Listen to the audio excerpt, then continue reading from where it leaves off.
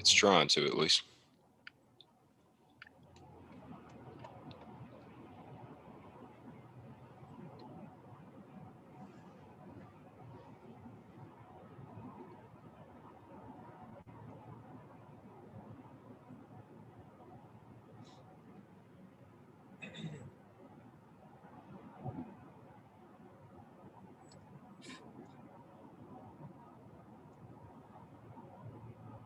Maybe.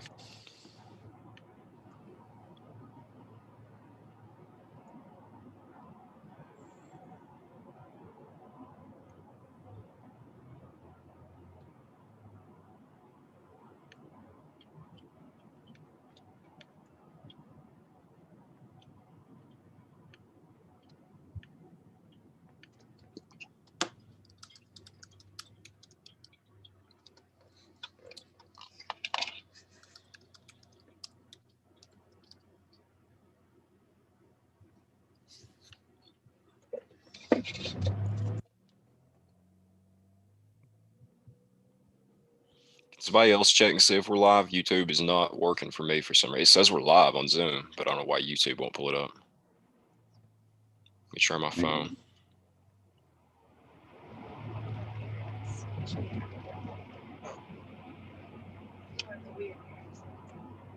Yeah, we are. Yeah, We're good. Okay. If y'all got the link, go ahead and just tweet it out since I'm not able to get there, but we'll get rolling already.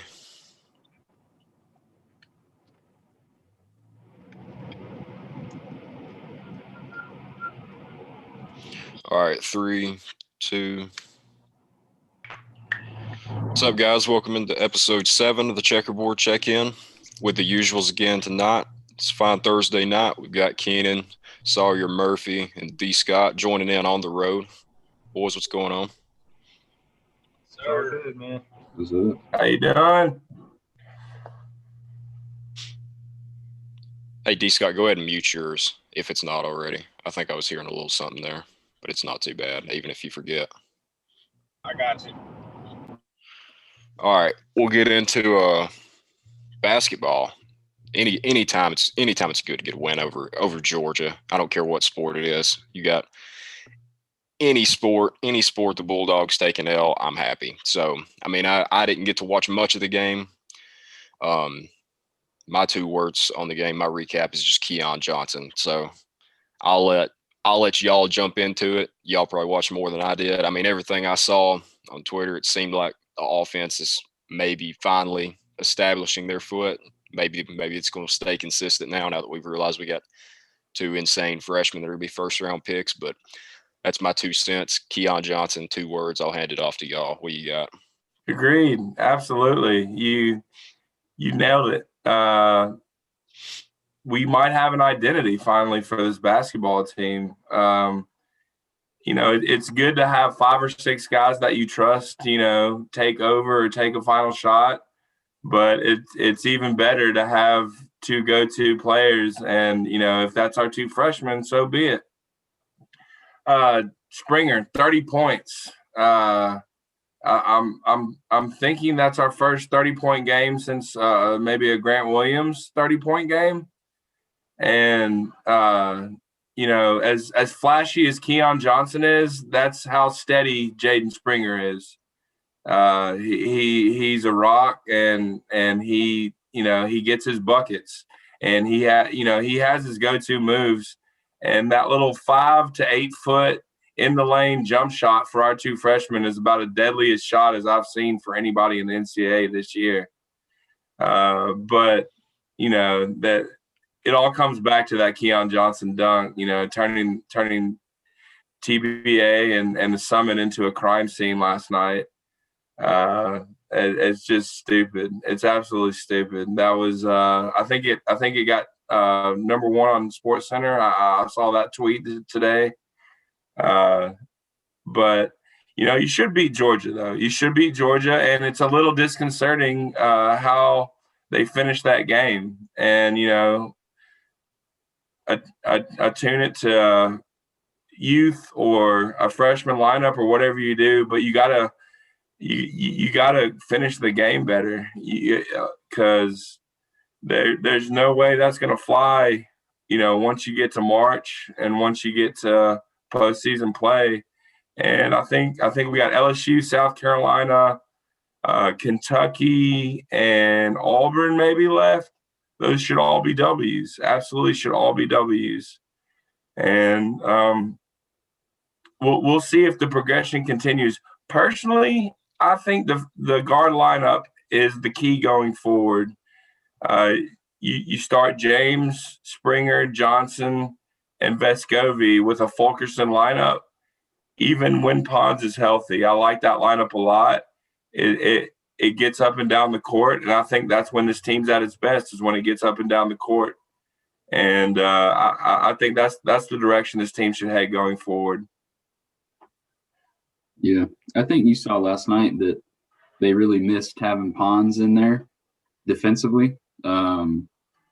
Georgia was able to make that run there towards the end of the game and kind of make it more of a game than it probably should have been. But like you said, you definitely saw our two alphas kind of take over. And I hate how much Springer's being outshined by Keon's dunk, but I mean, you can't blame everybody for being obsessed with that dunk. But Springer going and getting 30, just like you said, shows how consistent he can be. And if those two can keep going forward, being consistent, then I think Tennessee will be just fine.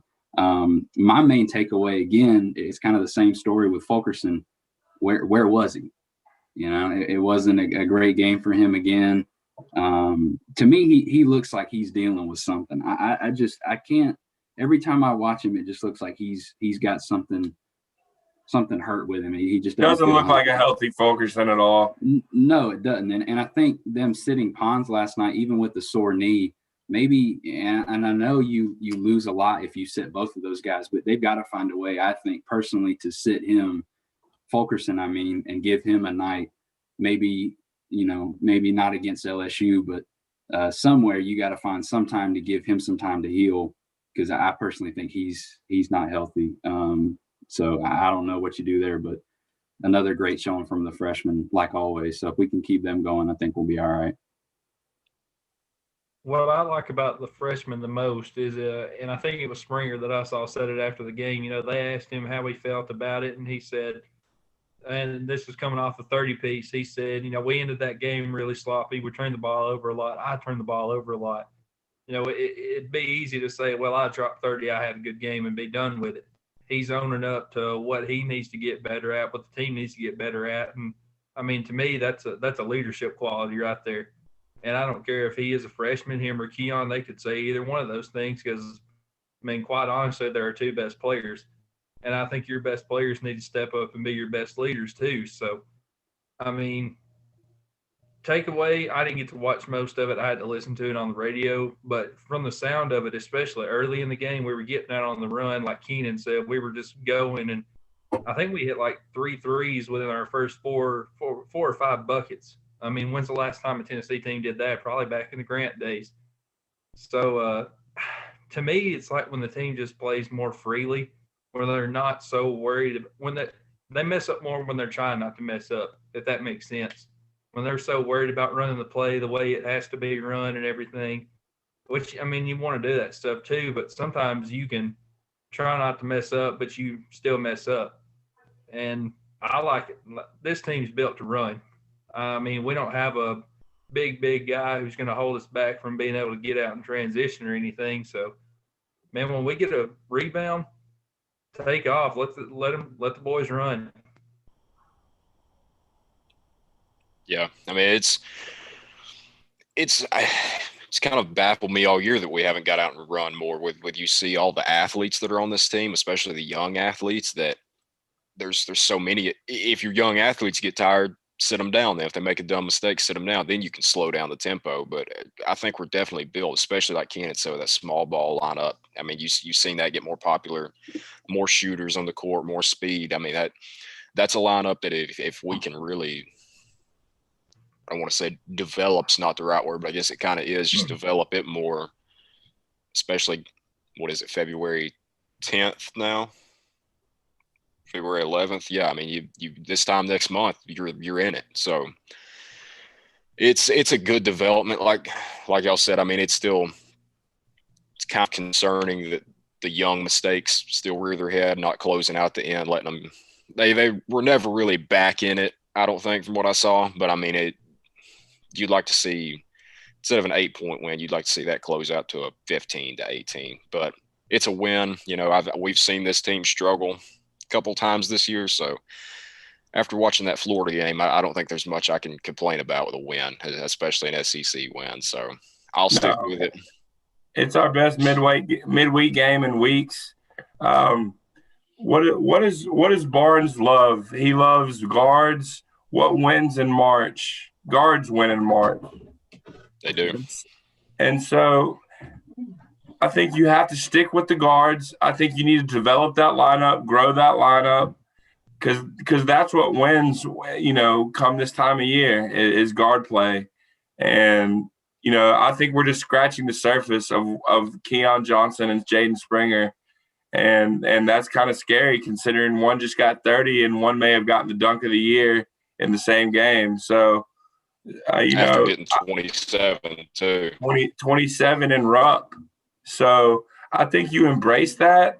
It's not an outlier. You embrace it and you run with it, and you literally run with it. And I think that's the pace this team should be playing. And if you can't keep up, then you won't get minutes.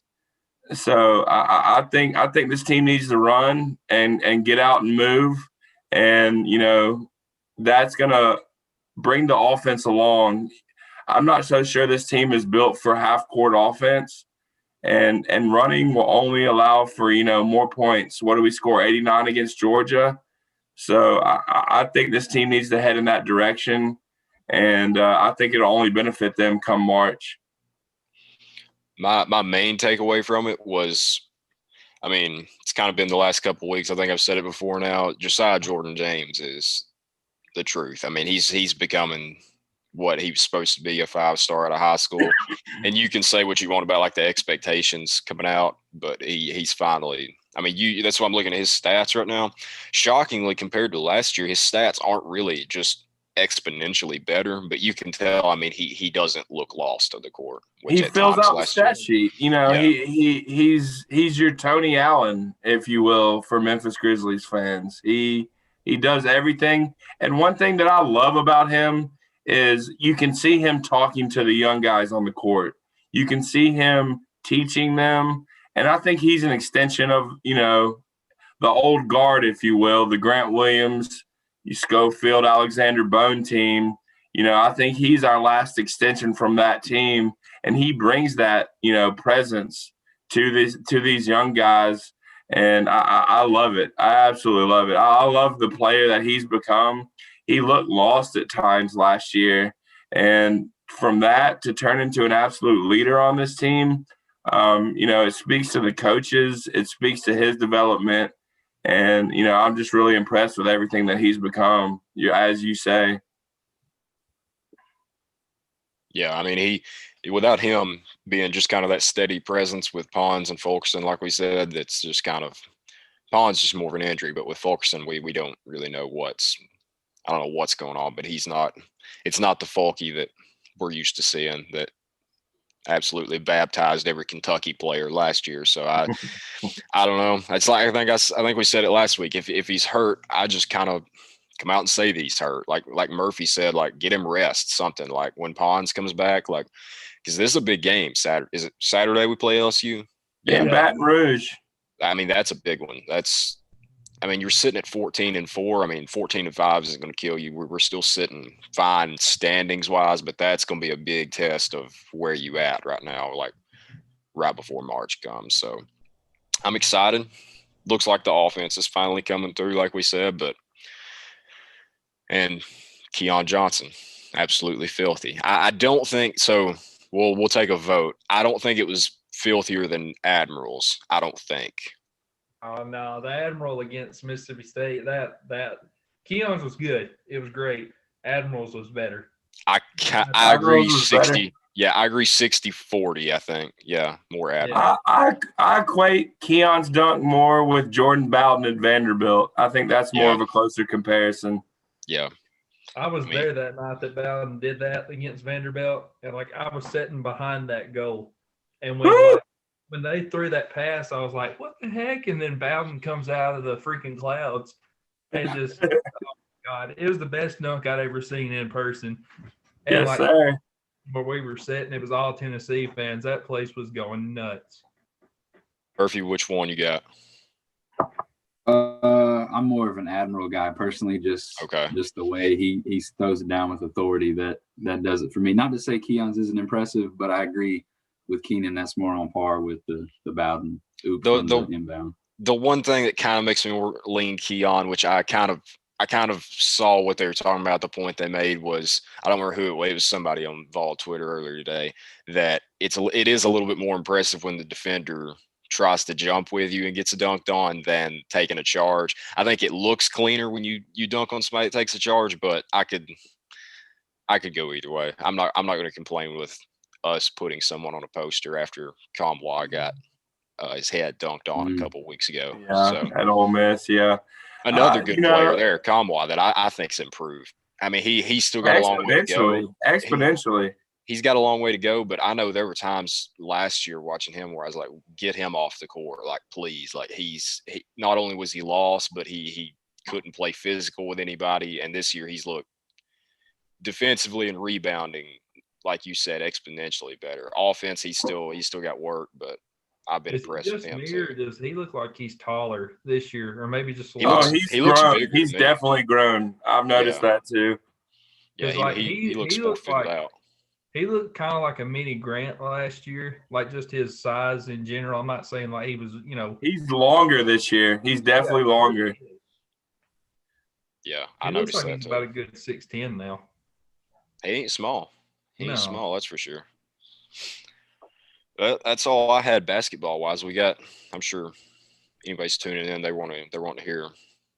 If they've been on Twitter at all, they're wanting to hear what just dropped on what's got most of us smiling right now. It's the Rodney Garner news. But anybody else, any notes on basketball?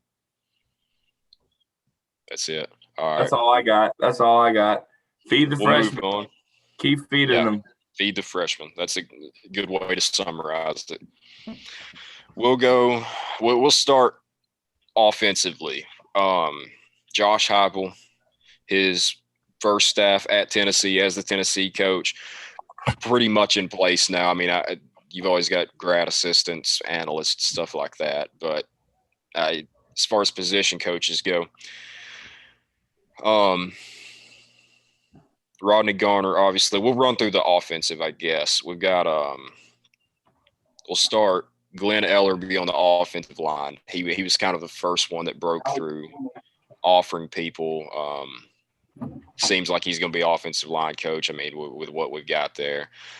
Quarterbacks is Joey Hazel. Is that how you say his last name? It's Halzle. I'm guessing it's Hazel. Okay. Got good track record with quarterbacks. Mackenzie Milton, obviously. Anytime you hear that name, that kind of excites you at a place like UCF that's got if UCF has a household name, there's been some decent coaching going on at least. My pick for the best hire on the staff so far without Garner 30 minutes ago was Cody Burns from Auburn. I think he's early 30s, and he's already to the point where he's got a premier spot on a premier staff, whether you say it was at Auburn or now coming to Tennessee. That's my one to click, honestly. I mean, I saw that one, and that's regardless of how he can coach on the field, him being that young and being able, sounds like, to relate to players well is really what I'm excited about with him. Who am I missing? Offensive coordinators, Alex Golish, same UCF holdover, just like from earlier. And then running backs coach. I'm trying to see his coaching history pulled up earlier. Let's see. Jerry Mack. No, he's the Rice offensive coordinator. Relatively young guy too. From Memphis. But what's that? He's from Memphis, apparently. So From Memphis. Yeah, Yeah. that was the big thing I noticed with him. you got to Says think. he's 40. Yeah, I mean, you got to think that whole hire, well, most of it, I'm not saying the only reason, was because Memphis is an area that I think traditionally that we haven't recruited just super well. So, I mean, there's studs in Memphis. We all know it in any sport. So if you can recruit that part of the state well, then it just opens up everything else too. That's a good point. I think more than like a foothold in Memphis, I think we've had guys that we would pull out occasionally. One, I mean, you think about guys like Trey Smith, it's close Memphis right there. You got the Whitehaven trio from last year. So you've got some guys that I think we have been able to pull across the state, but not really. I don't think I'd really go out to say Memphis has been one of our stomping grounds of recruiting here lately. I don't think that'd be a stretch, really. But that's the staff right there.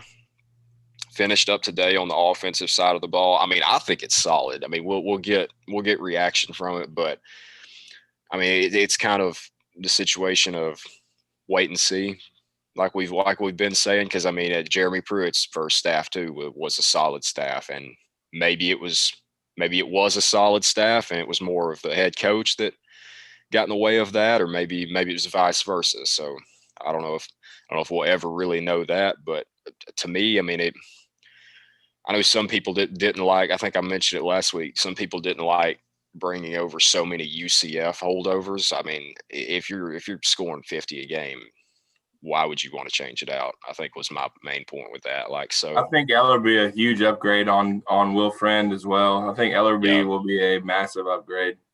Yeah. So the main one, like I said, I'm excited about. I'll get y'all's too, is Cody Burns. Sawyer, who's your guy? What? Yeah, Cody on the offensive side,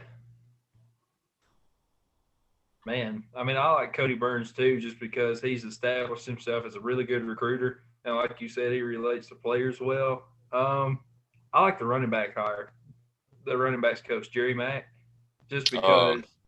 John, I still haven't even learned his name yet. It's been so new. I do like that though, that we're not getting caught up in names right now. It's kind of like, hey, he's got a good track record. What's his name again? It's better to get caught up in reputation than actual name. Yeah, Jerry Mack. Yeah, you were right. I was thinking John Mackey for some reason. But the reason I like that one is because, like I said, we never have recruited, or not to my knowledge, never have recruited West Tennessee well. And, Memphis, like I said, it's got a lot of really good players. I guess it was the class of 2020. We got the Whitehaven trio. We got Omari Thomas. Is that his name, the lineman? Yeah. From Briarcrest. Yep. Yeah, Jabari Small. We got a couple guys from over in there, but who incidentally played basketball with Kennedy Chandler, our number one point guard for next year. Yep. Hey, out in West Tennessee, maybe he'll pull you, Sawyer. Maybe you got any eligibility left? Well, I am just a senior at UNA, but my knees left long ago, so I don't know about it anymore. I think I had you the rock 40 times a game. You'll get me 60 yards, I'm betting. Oh, yeah. You put the over under right about there. I think you could. Yeah. I've got faith in my guys. Murphy, Henry workload. Yeah. Okay, you can be the short yardage back then. We got it. Murphy, who's your guy? I don't know. You got a little bit of everything on this staff, right? You got some guys with experience and good track record at UCF. I mean, like you said, people are upset about that whole thing. But if we put up 45 to 50 a game, who's going to care? Who's coaching? You get some SEC experience with Burns, and then with Mack, you've got ties to Memphis and other places. If I had to pick a guy, I would probably say Hazel, just because of his track record with the quarterbacks and how important quarterback play is going to be moving forward. You got young quarterbacks in this room that are going to need to be guided through, and a guy that's worked with Mackenzie Milton and is it Dylan Gabriel? Is that his name? The guy that's there now? Yeah. So a guy that knows how to do it, and you throw Heupel in that equation as well. But I'll take Hazel as my I guess, the guy I'm looking forward to the most, just because I think we've seen it the last couple of years, watching how the quarterback play has been one of the main reasons to drag us down. So if you can kind of get that moving in the right direction, everybody else stays on that same plane, I think we'll do pretty good offensively, at least. He probably would have been my next closest guy. Yeah. Just something about the young receivers, young quarterbacks. I'm glad that we're getting guys that aren't necessarily big name guys, but they've shown. I mean, to be that young and already, like we said, to be that young and already be in this kind of position bodes well for the rest of their career, bodes well for what they've done so far offensively. So I think we kind of said it when the Jeremy Pruitt first went down, Josh Heupel first happened. Get the right guys, I think was my quote with it, was kind of our general consensus was we've seen. I think we kind of came down to that. It was my thing was I'd rather have a guy that is a fiery coach, a young dude that's hungry, that's trying to get big paycheck, rather than the guy that's got the big paycheck, has several big paychecks, and now he's just kind of going through the motions. I mean, it's probably good motions that he's going through because he's done it long enough, done it well enough to get a check like that. But I'm glad we're getting guys that seem like they're not, I wouldn't call them under the radar guys necessarily, but guys that have a good track record. They're not flashy, but they're going to get the job done in what they're doing, no matter how big or small their role is. D. Scott, right. You got anybody? If he's with us, he might be. Yeah, he might be. I'm good. I got a new phone. It's really big, so I have to use both hands to. Oh, I got you. Switch it all over. Now I'm gonna go with Hazel. Just because of how much we struggle at quarterback and then how much talent we have. I think bringing in the right guy for that's just going to make the bigger difference, because quarterback is ultimately the main position that you need to focus on, because that needs to be your leader. That needs to be your field general. So if you don't have the right coach with those guys, then, I mean, you're kind of screwed, which, like I said, we've seen with JG. So, but yeah, that would probably be mine right now. I think it's like you said earlier. I'm kind of, I guess, overshadowed by the Garner hire right now. So thinking about other coaches is kind of my least priority. Yeah, I mean, you mentioned it. Let's get into it. I guess it broke close to 30, 45 minutes before we got on, but you got Ronnie Garner on the staff now. I mean, that's a guy that, ever since reports of a Jeremy Pruitt firing came out, even if it was going to be Jeremy Pruitt, if it was Kevin Steele, if it was whoever it was, I mean, Ronnie Garner's has he been on our hot board list since before a head coach has been on our hot board list? I think he has. He's been coveted. He's been coveted for a long time. I think even before we hired Jeremy Pruitt, he's been a guy in the SEC that has built a reputation of the stoutest of defenses against the best this conference has to offer on the offensive side. Ronnie Garner has absolutely been one of the masterminds of shutting down an Alabama offense that has been unlike anything we've seen here lately. And it speaks volumes that he's willing to commit to a staff that doesn't even have a defensive coordinator. It tells you he wants to be here, and that's the type of coaches we need. We need people who want to be here, whether, I'm indirectly speaking about the people who don't want to be here, Al Washington or anybody else that would have just been here for the money. It's very refreshing to have someone, as much as it's refreshing, it's surprising too, because we've kind of been, treated like a rented mule lately. We're kind of the redheaded stepchild right now. We got the sanctions looming. As far as the defensive coordinator is concerned, it might not be the most attractive thing to be a defensive coordinator at a school where you're going to have to be on the field constantly. With this offense that we're about to be running, you're absolutely going to be on the field constantly, and your goal is to never allow points, but you may be asked to only stop a team every other possession or something like that. It's not an attractive thing for a defensive coordinator who's used to allowing no points and stops on every possession. But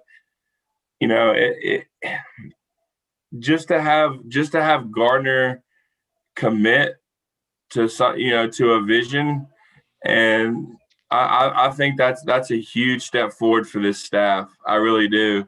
And for whatever reason, I hope they use this as a kickstart, to move forward, because I think it's absolutely massive. I think it's huge. And I'll shout out it feels like 98 Vol Recruiting on Twitter. I don't know if some of y'all may follow him. He's pretty decent what he does on Twitter, but he put out a really good post that has Rodney Garner's top all-time commits just from 24/7 Sports. And I mean, looking at the list of not only defensive linemen, just good prospects. I mean, I'll read through some of them, but I mean, Rodney Garner was a recruiter for Bo Nix. Getting him at Auburn too was probably more the secondary than the primary, I would say. But I mean, you look through, you got guys. There's Bo Nix, obviously, who maybe Auburn fans he hasn't performed up to what you think he has or think he should so far. I don't think he's awful, but I mean, I won't get into Auburn talk. That I'll just make a lot of Auburn fans mad then probably. But I mean, Derek Brown, a guy that he absolutely dominated college football. What was it last year? Was it last year when he was last year, 2 years ago? Really, last couple of years. He was the number 7 pick in last year's draft, if that tells you anything. Okay, so yeah, it was before. Yeah, he plays. He's with the Panthers now. I think that's who he got drafted by. Yeah. Okay. I mean, yeah, he's a monster. A guy Tennessee was in on in his recruitment. Rodney Garner beat us on that one. I mean, you got guys like Derek Brown, Montravis Adams, Carl Lawson, Alec Ogletree from when he was at Georgia, Tank Bigsby, Marlon Davidson, Noshawn Marino back to the Georgia days. I mean, there's just guys. I mean, Jay Hardy, that's transfer portal talk. I mean, that rumor came out probably a month ago now, that when all the Big Cat Bryant stuff happened, that there was like 3 other Auburn players, which I don't know that any of that ever came to fruition, actually, because I was dreaming about Owen Papo in a Tennessee uniform at linebacker. So who knows if it would actually, but I mean, you scroll through. Brown too. Brown could have very easily been in a Tennessee uniform. Yeah. I thought he was there for a little bit, honestly. Yeah. I mean, back a few years ago, I thought we had him. I mean, you go through. He recruited Big Cat Bryant. I mean, I feel like I've scrolled 7 to 8 times. Martavis Bryant and Derek Brown was about as good of a 1-2 punch at defensive tackle in this conference for a long time as you could get. I mean, I don't even know if you can see my screen, but 90 on 247 Sports starts. Well, you can't really see it, but you just scroll up several times. Keep going. Now you're at the top then. I mean, it's scrolling fast like that. It takes 5 or 6 to even find anything below a 90 that he's pulled in. So, I mean, the dude he gets studs.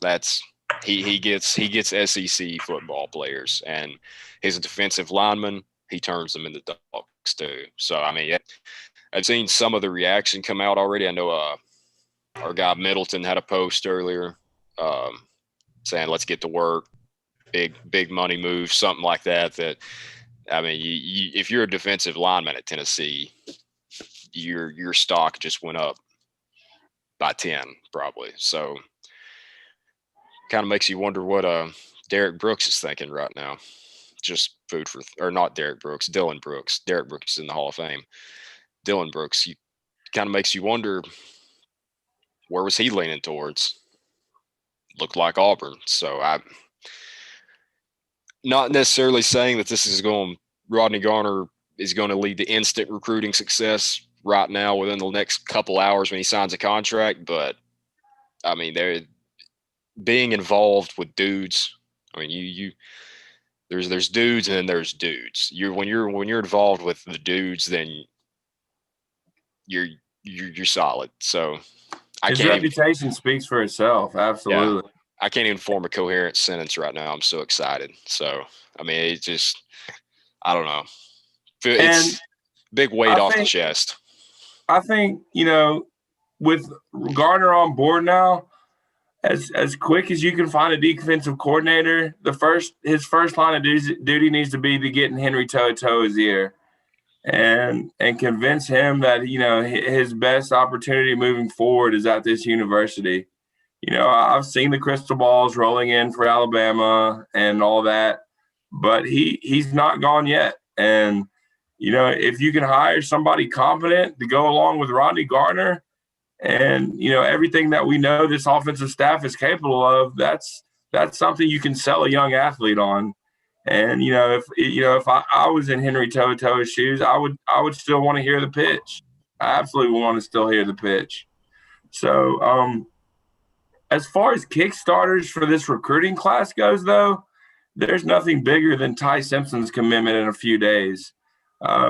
You have the usual suspects in Alabama and Clemson, but I think Josh Heupel hiring has absolutely intrigued this young man and, put us on a different level with him.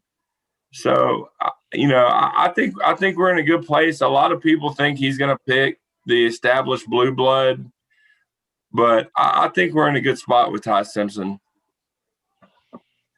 I'm with Murphy. I mean, I know that's what he said. It's kind of what I'm thinking too. It's down to two teams in my mind. I mean, you can float out the Alabama. I saw Ole Miss, Texas A&M. I mean, each one I think maybe has a decent shot, but to me, I'm with Murphy. I think it's what me and him were discussing earlier. I mean, it's kind of what I'll let you say it, but I thought you had a really good point on that, Murphy. Yeah, I mean, you read through the article that I think it was Rivals posted. He's 65% sure he knows what school he's going to. Yeah, and he had some interesting quotes in there. We were talking about it earlier today, and you read through them, and to me, it seems like he's got it in his head that this team makes sense, and that team being Clemson. I can go here, I can be a guy, I can blend in, win a national title or two. They're going to run the table in the ACC every single year. Or he can stick with his heart where he knows he really wants to be the guy at Tennessee, come in and be the guy that, helps bring championships, hopefully back to Knoxville. So to me, I think I'm not in his position and never will be. So I can't say which way I would go, but to me, just kind of thinking about head versus heart, I would tend personally to go more with my heart because that's where I'm going to be the most, I think, happy and have the most success on and off the field. I mean, you can make sense out of all the different schools that he's involved with, Alabama, A&M, Ole Miss. I mean, Ole Miss, you go play for Kiffin. I mean, that's pretty enticing to me as a quarterback. But it's going to come down to Clemson and Tennessee. I don't think he has an idea quite yet which one he's going to choose come the 19th. But it'll definitely be one of those two teams for sure. But yeah, it's going to come down to what he wants to do personally. Like, what kind of guy is he? Is he going to think more with his head and think, okay, this is a smart move. I can definitely make it to the NFL if I go to Clemson, or I can go to Tennessee and I can be the guy and I can bring, be a legend if I can bring titles back to Rocky Top. So we'll see. Yeah, I mean, even his comments about Ole Miss were kind of surprising to me. That's what I was saying earlier today. He's done a pretty good job of keeping it pretty under wraps. I mean, you haven't really. He's got a few. I think his crystal ball projections are to Clemson, but I don't think there hasn't been this huge. I think you actually said it last time, Murphy. Like, there's always this big kind of tidal wave right before he commits, whether it's the night before, whether it's about a week before, you start really seeing the crystal balls roll in. You start seeing the report says he's heavily leaning here. So his comment, I'd put, I'm not a big percentage guy just because nothing matters unless it's 100%, because that's all that's guaranteed really. So I think there's probably less than 5% chance he goes to Ole Miss, but his comments today were very, glowing about Ole Miss and Lane Kiffin and Jeff Lebby. So I mean, the more I talk about it, the more I think, like what you said, that Clemson makes sense. Tennessee's, I think I said it last week, I think it's where he wants to be, but it's kind of my thing with Henry T too. I don't want him to leave, but if he's got a better shot, if he thinks he has a better shot, then that's what he needs to do. I mean, I don't want anybody here that doesn't want to be here, regardless of if he was a fan favorite, one of my favorites last year. If he's done with Tennessee, like the reports are saying, like his dad's apparently saying online, then I don't know how big of a factor his dad is in the whole thing. Probably at least decent. So I mean, I want the guys that want to be here. So if he's out, if a bridge has been burned too much, if he thinks Alabama, which with their track record is the better situation, I mean, I can't blame him. Doesn't mean I may not. I don't know that I'll boo him, but I mean, I wouldn't be happy for sure. Don't tweet at recruits, by the way. That's the common theme all the time. I mean, so I don't know. If he does it, fine. It's over with. Cool. Want him to stay. Want to keep him. If he comes back, that's very good for the future of our defense. But I mean, honestly, we're in a full-on rebuild now anyway. I mean, if it's not him, it's got to be another guy that steps up. So if he and that train of thought that you're running on about how you want players that want to be here goes hand in hand with the coaching staff. I think Keenan mentioned it earlier. You want guys that want to be here to be at this university and help this team, not guys that want to come here for the money. And that kind of goes hand in hand with the kids from recruiting classes that are wanting out of their, letters of intent because of the coaching changes. We talked about it last week, committing to coaches instead of committing to the schools. And I understand different people commit to schools for different reasons and all that stuff. I understand that, but it kind of goes hand in hand. And with Henry, I understand people's frustration with it because it is Alabama. I mean, if he went to anywhere else, I don't think it would be. Well, I guess Georgia and Florida, it would be a big deal. But if he goes to Washington, nobody bats an eye. Then it's 100% positive. I saw somebody say, and I don't know who this person was, but they said somebody had asked, do we boo, Henry T if he goes to Alabama? And one of the replies was, yes, I'm booing him. I'm actually more apt to cheer on JG at Washington State than I would be Henry. And I think that's kind of the mindset of some people is, anybody that goes to a school like Alabama, Florida, Georgia, they're dead to them. But if they go, like you said, to Washington, nobody's going to care. Right. I'm not personally going to, root and holler for JG, but that's just me. Right. I don't think anybody else here will. Won't go out of my way now. No. But like you said, if he wants to be here, great. And he's got until the end of the spring semester. That's the thing I think some people are forgetting. It's not like he's going to make the decision tomorrow and go, because that's stupid. You're in the middle of the spring semester. You screw with your scholarship and all that mess. Right. So that's a good point. You've got time for like guys like Garner, whoever your DC is going to be, to come in, talk with him. Kevin Simon, I'm sure, is still in his ear. So you got time with Henry to figure that out.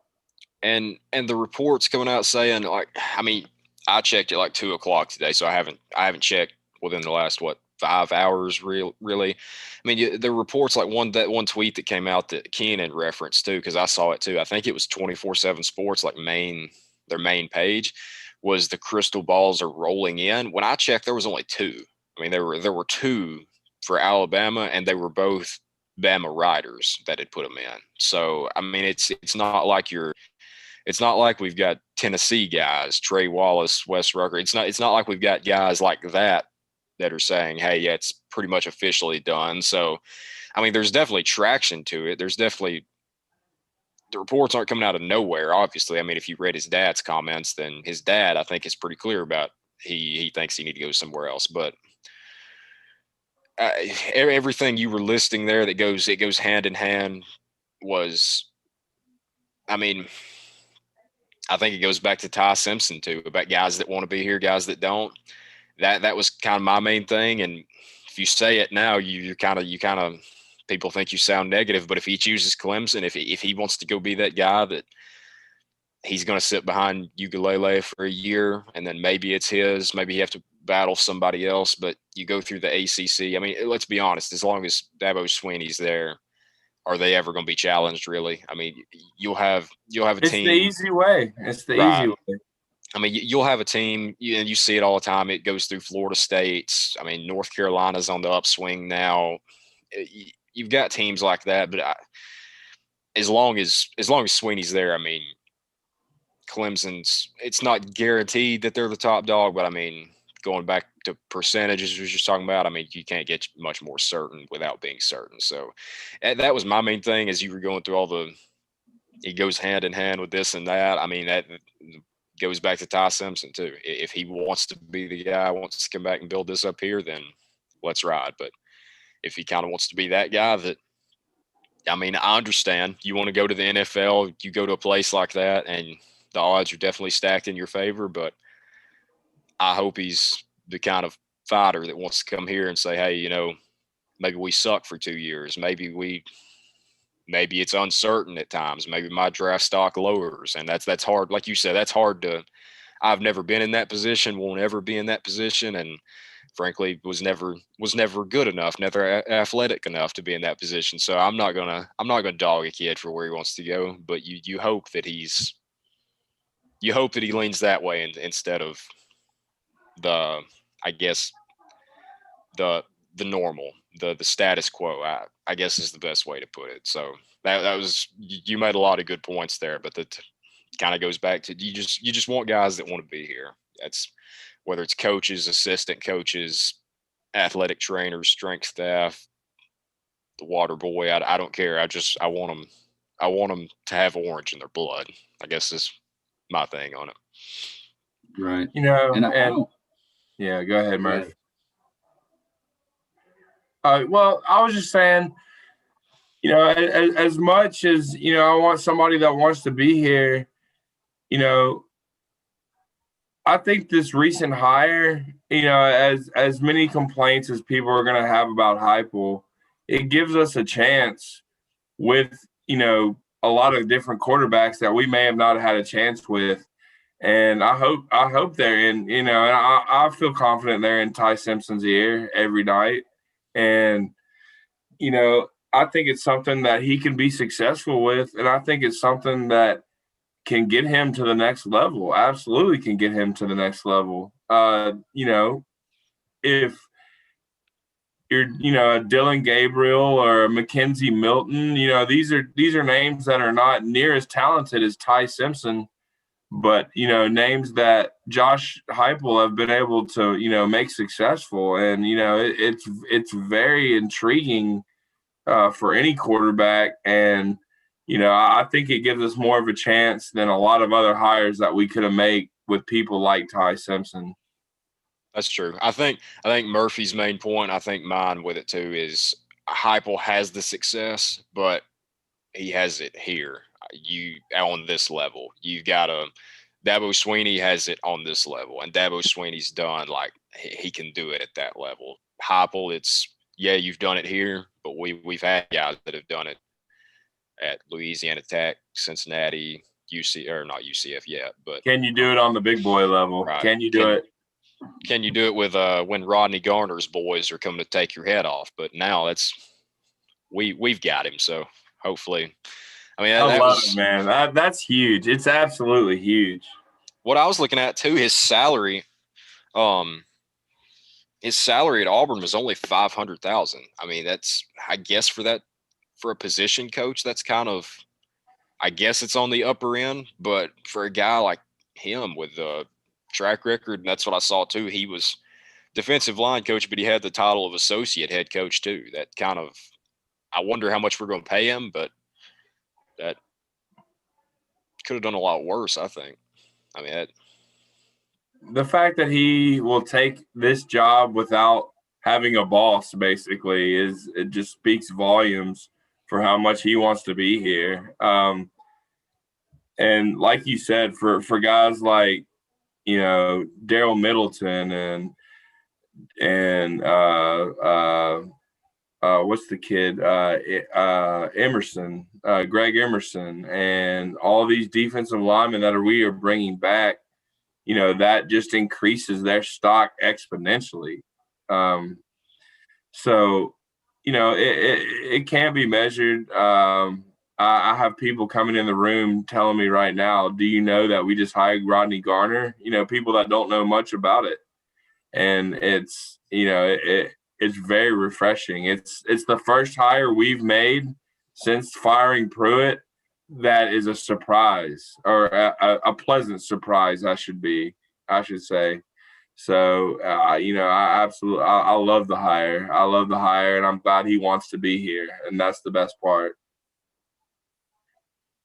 Murphy, did you have another note a second ago? I cut you off. I didn't even realize it. Oh no, you're good. I had two things actually. Going back to Ty Simpson, I think Keenan was the one that said that going to Clemson or a team like Alabama is like taking the easy way, and an easy way to a championship. I don't know Ty personally, never talked to him, but just watching him in interviews and like reading quotes and stuff, seems like a stand-up kid. And I don't think he doesn't strike me as somebody that would lean that way that heavily. I just think that he seems like somebody that, again, goes back to what we've been saying this whole episode, wants to be at Tennessee and wants to make Tennessee as good as it can be. So I keep going back to that when I think I'm kind of in the same spot he is. My head thinks, okay, Clemson makes all the sense in the world. He's going to go there. But in my heart, I think Tennessee makes the most sense. That's all I'll say on Simpson. But talking about Gardner, I just thought of something. I want to get y'all's opinion on it. Without the whole defensive staff in place, it's kind of hard to talk about this now, but I just thought of it. Does the Rodney Garner hire kind of push your expectations up a little bit on Tennessee next year? Or does it kind of keep it the same? Or are you sort of like in a wait and see how the rest of the staff plays out? Yes and no.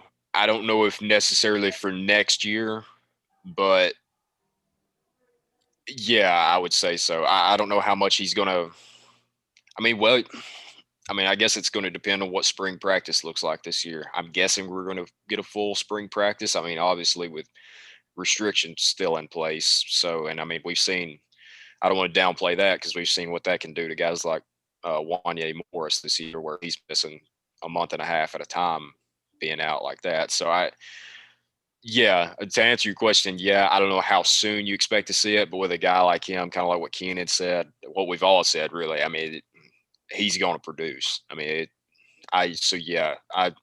pushes my expectations up a little bit, but I think it's what Keenan said before the show too. It kind of makes you wonder. And we'll get into that next, who the defensive coordinator is, because he did take it without a boss, essentially. So he mentioned something about Kevin Steele. I don't think it'll be Steele, because I think if that was going to happen, I think it would have already. Now, I did say that about Jeremy Pruitt, too, when the first couple of weeks of our show. So I know nothing, obviously. I'm just a talking head. So I don't think it would be Kevin Steele. That's a great way to promote our show, too. I don't know anything, so that's – key promotion there, but I don't think it's Kevin Steele, but maybe that'll burn me twice. But I don't think it's. I think if it was going to happen, I understand going through the interview process, wanting to see who's out there, wanting to see who will take it. We're obviously willing to give a ton of money to somebody since we're offering Al Washington $1.5 million, which if he didn't want to be here, that's fine. I have no problem losing out on him, but. Sawyer, what do you got? You look like you got something. Well, for me personally, Gardner's the home run hire, obviously. You can't get much better in terms of just the development, recruiting, the whole 9 yards. But, every time Heupel's talked, or we've seen him talk on Twitter or whatever in the videos, he talks about wanting to have that connection with his players, wanting to connect with them, be a family. Well, your offense can do that because you've got a whole offensive staff. What about your defensive guys? They're like the redheaded stepchild right now. They're not getting any attention. They don't have anybody to go to right now. So, just me personally, I think you've got to get somebody and get them soon. But at the same time, I don't want them to rush the hire. Just, I don't want them to make one of those hires say, oh, well, we got somebody, here you go. I want it to be the right hire. And obviously, I want it to be sooner rather than later. But I'm like you. I think if it was going to be Steele, that would have happened a long, long time ago. And if it was going to be Steele, then Gardner would have been here a long time ago. Kevin Simon, we'd already have a whole staff, like completely off defensive and everything. I mean, we're entering, what is it, day 17 or 18 of this search now. So I think so. Yeah. That's a good point. I mean, you don't want to rush it, and you could have a hire for a month long, and you could still technically rush it, I guess, if you just get a guy at the end that's, hey, sign this real quick, congrats, you're the coach now. So I get what you're saying there, but yeah, I mean, we'll go through the candidates next. Anybody else got anything on Garner? I mean, I think we wrapped it up. I mean, I don't think you could have made a better hire. I think that was your best point there. Sorry. I mean, when's the last time we hired someone at Tennessee that was the top candidate for the job? By all accounts, the most qualified for the job. All the fans want. I mean, who said anything negative about Rodney Garner? If you can find a Vol Twitter fan that hasn't wanted Rodney Garner, I'll give you $100 right now. So, I mean, the last time that something like that has happened kind of speaks testaments to it. But yeah, that was what you said basically, was there was a top guy out there and you got the top guy. There was no really more discussion on it. The best candidate was your candidate. So that's a good point. I think you're muted, Keenan. He doesn't realize it. Let's see how long he'll go. I just want to see how long you go. We're going to place the over-under on it. Man, just yell at me next time. You were deep in thought. I didn't want to interrupt you. But my thing with Garner is, if the hardest thing about being Tennessee's defensive coordinator with this new offensive staff may be the fact that, you're not going to be able, you're not going to be able to, and you're not going to be expected to get a stop every down, every time the offense is on the field, because that's, this offense doesn't require that. And, I think, as someone like Garner, who's been at Auburn, who, is accustomed to, big time defense, SEC defense, all this stuff. I just think, it's a surprise in that we got a defensive coordinator that is absolutely, top of his game, top of the profession. And, our defense, will be stout as it needs to be.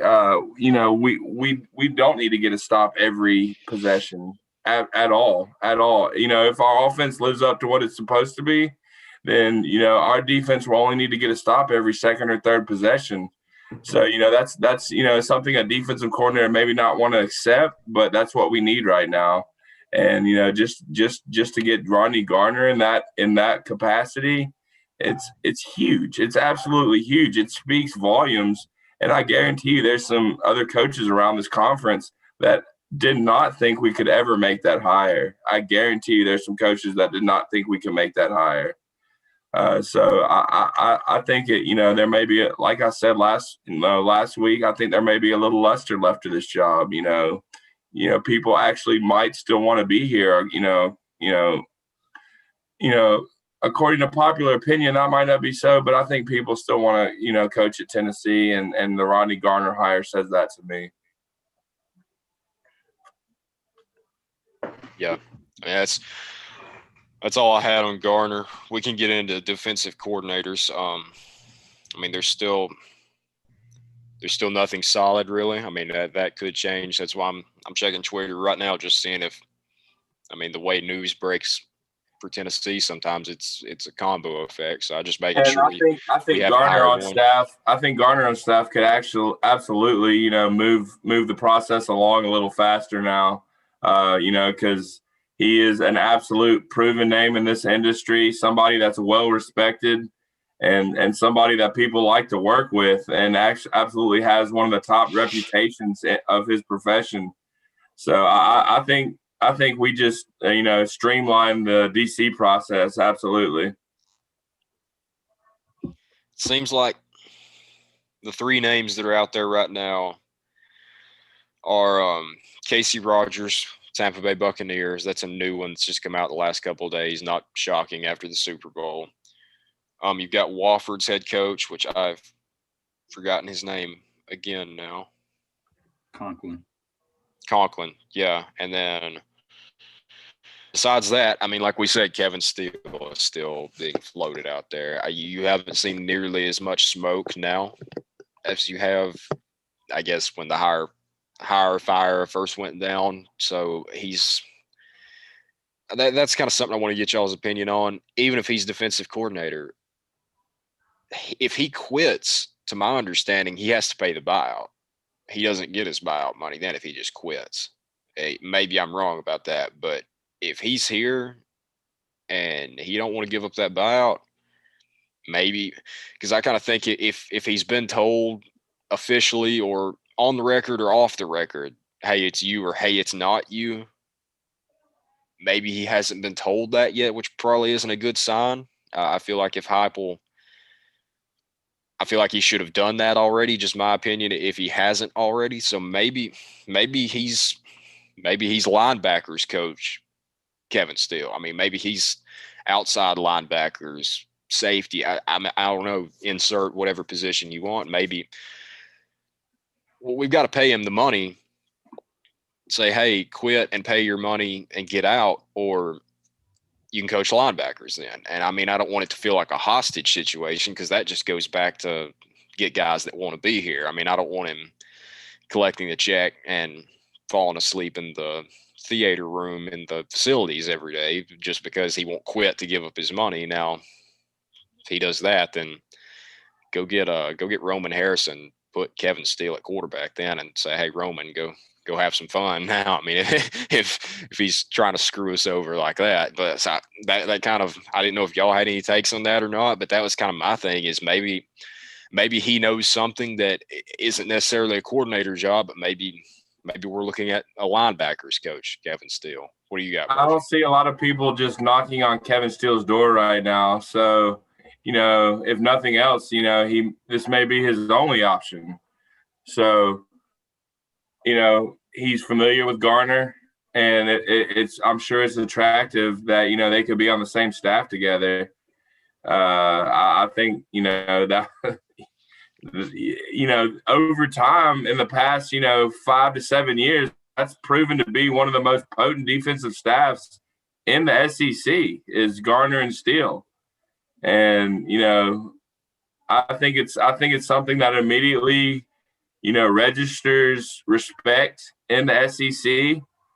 And I think it's a move, that puts Tennessee on the map with a lot of prospects as well. Garner's recruiting chops and Steele's recruiting chops are, nothing to mess with at all. They are absolutely the top of their game with recruiting talent. And, we could do a lot worse. And, maybe they weren't our first, second, or third option, but, it might be the best option at this point. What you got, Murphy? I find it weird that Steele hasn't had anybody, any interest in a job or hasn't gone anywhere. It's kind of, I don't want to put these two guys in the same sentence, but it's almost the same feeling I have towards Brian Maurer.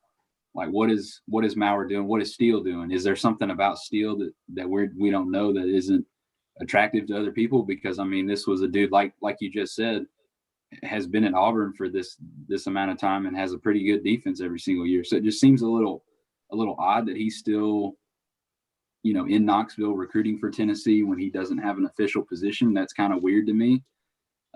Like you said a minute ago, D. Taylor, if it was going to be him, why wasn't he already given the position by now? Why don't we have a staff already put together? That just seems a little strange to me. If it turns out being Steele, I'm not going to have an issue with it. I think it just looks a little weird that it took this long to make that decision. I'll have no problem with it. I think he would do a great job. And could bring a pretty decent staff. I think you've already got a couple guys that are interested in other positions. I think Willie Martinez is somebody who wants to be here and has interest. So I think he could put together a pretty decent staff, but ultimately it boils down to what Heupel wants. Danny White gave him full charge of everything staff-wise on both sides of the ball. So if he doesn't think Kevin Steele is a fit for him, then I'll have to agree with him because he's the head honcho at this point. I go back to what if it is Steele, why wasn't he given the job before? We've said it already. I just think it's weird to give a guy a position when he's been on staff for this long, or not on staff, but in Knoxville for this long, and you haven't made anything official.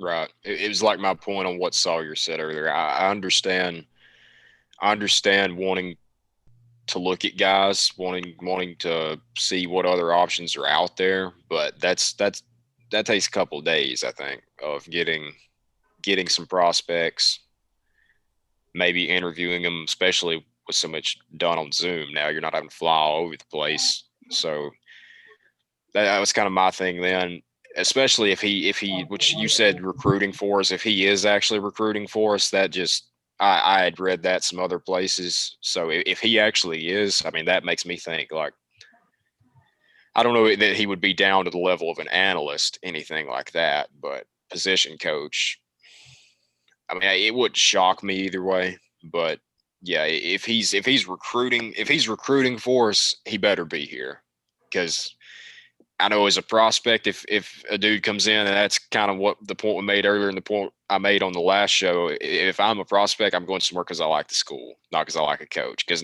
these days, I mean, you saw it with Gillespie, our old running back coach, goes to North Carolina. Ty Chandler follows him there. Well, now he's at Alabama, and that happened within the span of less than a month, I think. So, I mean, I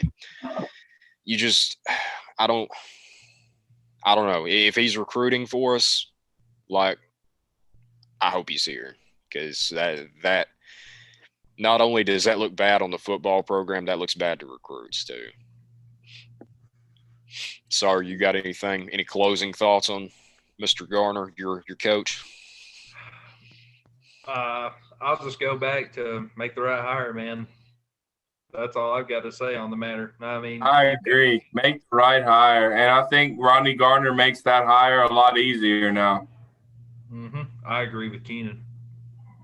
D. Scott, you got anything? If he's still, we lost him a minute ago. He must be going 85. He's Jeff Gordon right now. Yeah, I'm back. This whole freaking drive is a dead spot. Oh, you're good. You're good. No, I'm very excited about the Garner hire.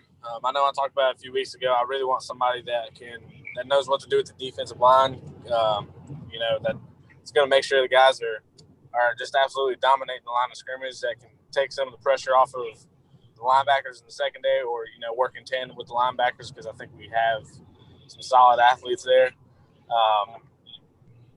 But as far as DC goes, I mean, I like Steele, but at the same time, like y'all were saying, it's weird. Why would he not already have it, especially if he's recruiting everything? It just doesn't really make sense. I like him. I like having guys that have already meshed well together, him and Garner. So, they understand the culture that they want for their program. So I don't know. I guess hopefully we'll see here very soon. But if it ends up being Steele, that's gonna definitely raise a lot of eyebrows, because as long as he's been with us, it doesn't make sense. So, but yeah, overall, just excited about Garner. So excited to see what he's gonna do and develop some of the talent that we got. So yeah, that's pretty much it. Yeah, I think it's kind of the consensus on that. I'm excited. I mean, we've had a lot more depressing shows since we've been doing this, right? A lot more confusing, more depressing ones. Hey, Colorado's whipping Stanford right now. That's one of the teams in the 10-team parlay that I'm making famous. I'm gonna make famous. So Lock of the week. I can't complain right now. You'll do lock of the week. Anything else on football, basketball? Any closing thoughts? Baseball. 8 days away now. Very excited about that. Going to try to go to as many games as I can. Who do they open up with, Sawyer? Crap. I just saw Who it the do other they day. open up with? Georgia Southern. Georgia Southern. Yeah. I'm pretty sure. Yeah, they opened at or Max Ferguson opened all SEC second team, preseason All-American. If you haven't Pavoloni seen, too. yeah, if you haven't seen Ferguson play in the middle of the infield, it's a treat to watch. He's a stud. When he gets up to the plate, you're not like, hey, it's Max Ferguson. Like when I would sit back there in the press box, Zach Daniels and Al Solari would walk up and you're just waiting on a bomb. Then Max Ferguson is a professional hitter. I mean, he gets up there. He's not looking to hit a bomb. If he can hit a bomb, he will. But playing baseball all my life, it's watching a guy like that go up there and it's literally you hear terms like I know Murphy's heard it before with a couple Braves we've had in the box that he goes up there and he's not looking to do anything. Like he's up there to have a good at bat. He'll take if it's a pitch on the outside corner, he'll put it down the line, get an easy double. If one floats in there, he can definitely take it yards. So Max Ferguson, preseason All-American. Keenan said Connor Pavoloni, which kind of makes me wonder how big his role is going to be this year because I know we got Jackson Greer too, who was the ETSU catcher from last year during that bomb fest that I watched. That was a fun game to be at. But we got Jackson Greer, so I know Vitello likes to run a 2-catcher system, and I mean that's kind of becoming the norm everywhere now, especially just over the grind of especially a major league season, but an SEC season where you've got Vandy one day, Florida the next day. I know Pavoloni, he's a hoss back there too. He's a good hitter. So I'm very excited. I mean, it's the pitching staff, the bats I'm not very worried about. The pitching staff I'm not worried about.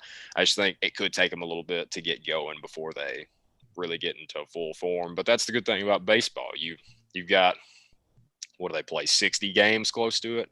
Yeah. College baseball. Yes. I mean, it's not football where you open the season on a dud and a Georgia State loss completely changes morale. I mean, it's the first game I covered last year was we lost our first game of the year. That's just the DT mush that I bring to every sporting event. So then next few games we go up there and I get to see him kick the crap out of ETSU and I see Solari round third base after his bomb and swipe his shirt on the chest and point at the ETSU dugout.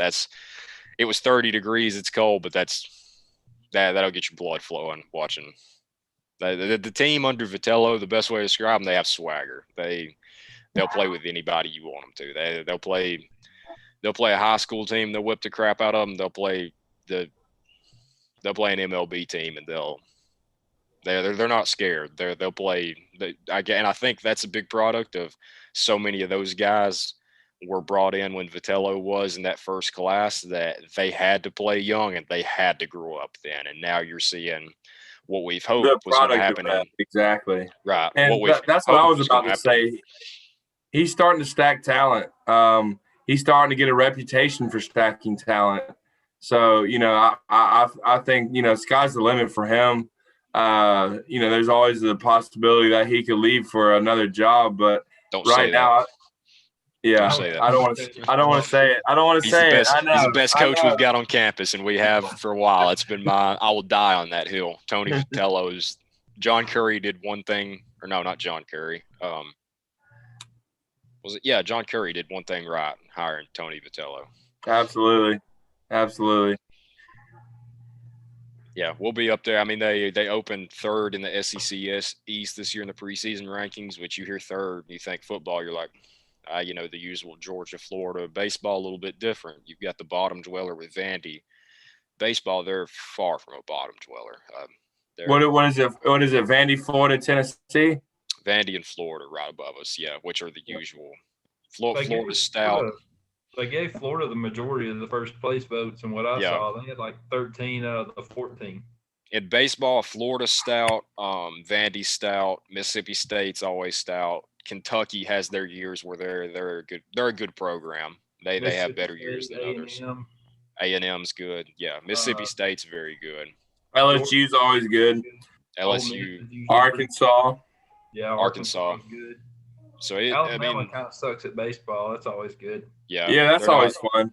They're not the best. Finding something that they don't dominate the world at. I'm going to hold on watching that. Hopefully y'all get to hopefully I'll be at a bunch of the games this year. I'll be doing Tennessee and MTSU, so I'm gonna try to make it to every one I can. So I'll like to have somebody at most of the games, especially if you're up there close by it. So I mean, that's all I had. Baseball. Lady Vols. I'm surprised one of y'all ain't said it yet. Lady Vols are playing right now, ain't they? Against They Kentucky. lost by 15. Lady Vols did? Oh, I shouldn't have said anything. Okay. Well, what Lady Vols? I didn't say anything. No. Well, Mine is speed bump. They're gonna have to turn that around quick because I'm pretty sure their schedule is pretty daunting the next 4 games. Which they have like a week and a half off. They had their like last 2 games canceled, so this is the first day they've played since they beat Florida. Almost 2 weeks ago, yeah. I shouldn't have said it. We almost made it through the show without something depressing. So that's the jinx again. We'll go locks of the week and we'll get out of here. I'm going defensive coordinator by our next show. You stole mine. What was our lock of No, my lock was okay. My lock was multi-week. I think it was all that Ty Simpson ends up in orange, but I like that one better than mine. I like that a lot.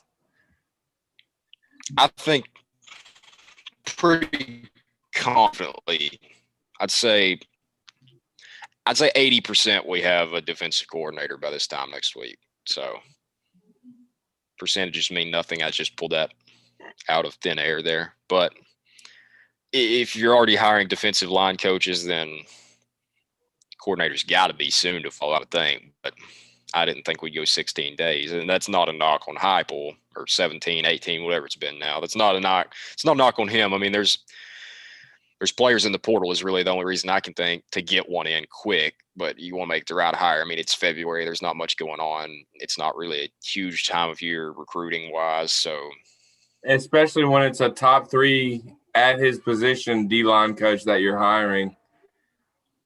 Oh yeah. And he may not be 1 or 2 either. Yeah. Or he might be not be 2 or 3. Yeah. Well, I was going to give out the 10-team parlay for my lock, but the 10-team parlays part 2 has lost again already. So, oh man.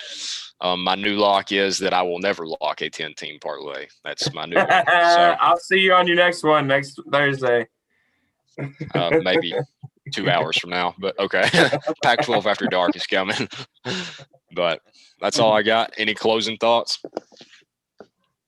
I'll go with the lock. I think we'll see the inaugural Josh Heupel staff completed by this time next week. The whole staff, everything. I like it. That's bold. I like it.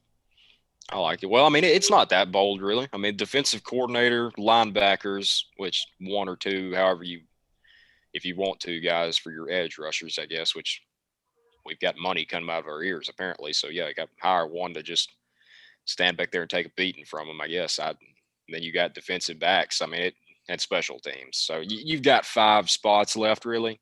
5, 6, however you want to divide it up. But it could happen.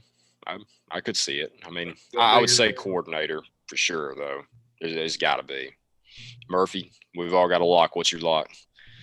You gotta have one.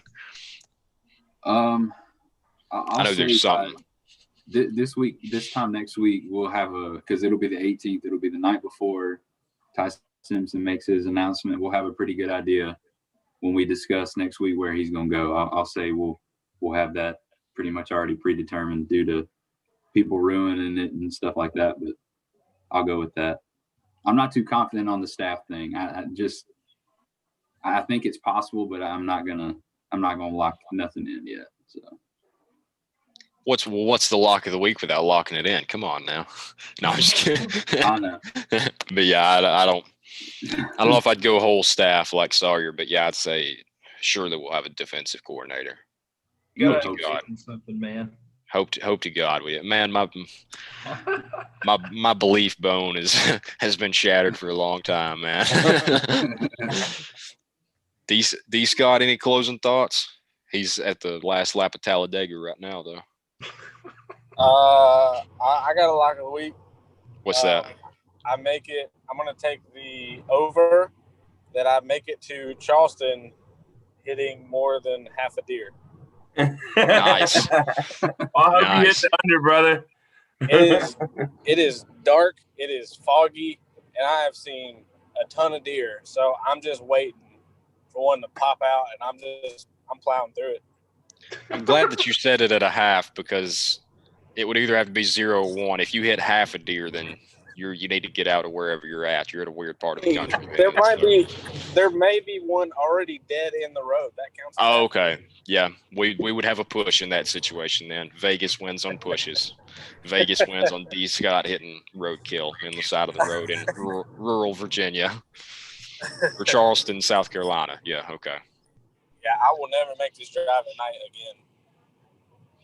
This is not fun. Well, especially trying to do this show, because it's like every time I look down at my phone to switch back over to Zoom for my GPS, I look up and I see a herd of deer on the side of the road. they know, man. They know when you're looking down. I'm like, this is some bull crap. Deer is your lock of the week. I like it. Well, we'll get off here. We'll let D. Scott get off so we don't cause a fatal car crash, but at least he's not sick anymore. Hey, I'm on a bridge right now, so I think I'm good. I ain't gonna hit nothing here. Yeah, if you hit a deer over a body of water, then sir, you're go buy a lottery ticket, something. Then you got some exponential odds. Shit. But I don't have anything else. If there's nothing else, then we'll end it right there. That's been episode 7. Boys, thanks for checking in tonight. Thank you all for checking in, and go Vols. Go Vols, baby. Take it easy, Go boys. Vols. See you guys.